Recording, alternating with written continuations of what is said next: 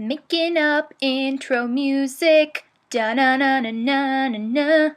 Hello everyone, welcome to Cassiopeia and the Cosmos of Cinema. This week we're going to be talking about Dallas Buyers Club. This week was a tough one. I had a hard time finding the movie that I wanted to see in my area. I really wanted to see Alexander Payne's Nebraska. It's a comedy in black and white. It stars a bunch of old people and Will Forte. It looked funny. The premise is that, he wins the lottery, or so he thinks, and so he's walking to Nebraska from Montana to claim his prize. But I couldn't find it, so I had to choose something else. Luckily, I found Dallas Buyers Club. My mother had actually seen it and said that it was really good, and she was right. It's probably one of the best dramas of 2013. What I'm going to use to compare it to is Captain Phillips. Dallas Buyers Club, by now especially, deserves a wider release because it's outstanding, so much more so than Captain Phillips. And they are very similar in terms of tone and sort of structure and just major plot line. The main protagonist is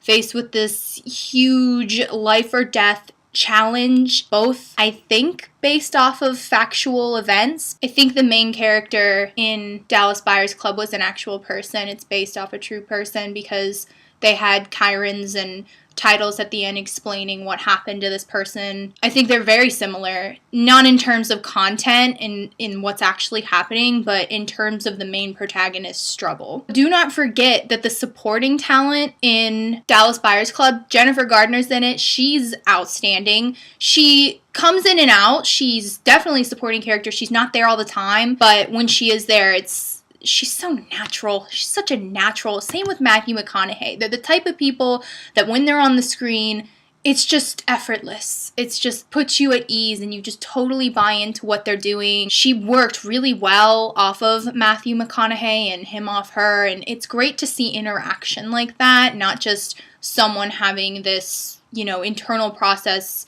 which Matthew McConaughey rocks at. A lot of people didn't take Matthew McConaughey seriously. He was in a lot of chick flicks, Failure to Launch, Let's Not Talk About It. He's a great actor. He's definitely proved that he can be a dramatic actor. He's outstanding. I can't wait to see Wolf of Wall Street, which he is also in, and see how he performs in that. He's really making a name for himself this year. As I was saying about the protagonist, Matthew McConaughey starts off as this character, Ron, who is totally self-destructing, and he finds out he has AIDS. So he needs to deal with that, and he needs to completely reevaluate and reconstruct his life. What I love about this film is that the audience feels that they are part of the process. And I think that is one of the great powers of filmmaking, is having all these people who probably will never contract this disease in their life be a part of this person's struggle. Although it is not this actual person, it's not a documentary or anything, to be a part of this person's struggle and to have compassion for others who may go through a similar struggle is so important to being a human being, in my opinion. The change that Matthew McConaughey's character undergoes is great. It is immense, and I think that is the most powerful quality about this film, is how much the character changes. It's polar opposites, and it's such a negative to such a positive, and that's so great to see. That's so inspiring and empowering, and it's not too gushy. It's not too inspiring. It's a disease. It is a terminal disease. He is going to die. It's not too catering. It's not too gushy. I also really respect how much it pushes the progression of the gay rights agenda. In case you haven't heard, Jared Leto, the guy who plays the cross-dressing character, they're not friends, Ron and him, and then they eventually become business partners. And there's this scene in a grocery store that is my favorite scene in the entire movie.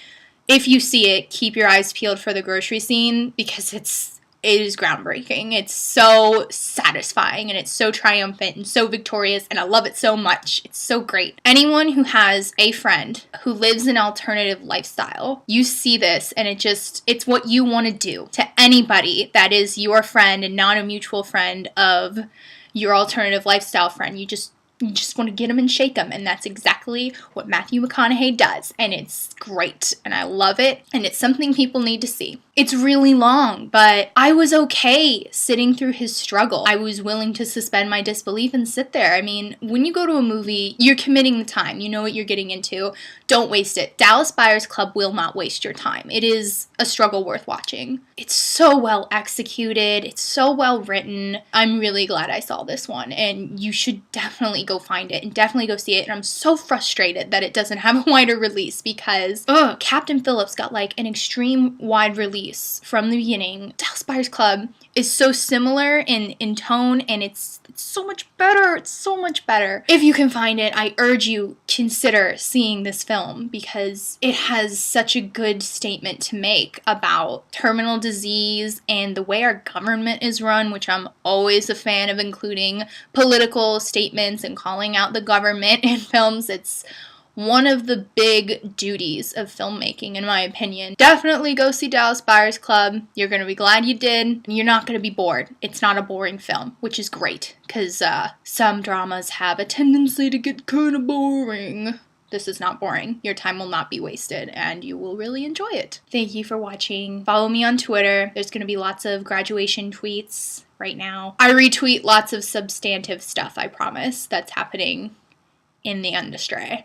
Follow me, or don't. Subscribe, please. If you live out east like I do, bear the snow. We are having an abnormal amount of snow right now for December. Don't get snowed in. Be safe on the roads. I don't know why I'm giving so many PSAs. Public service announcements, that's what that stands for. Thanks for watching, and I will see you in like 2 weeks.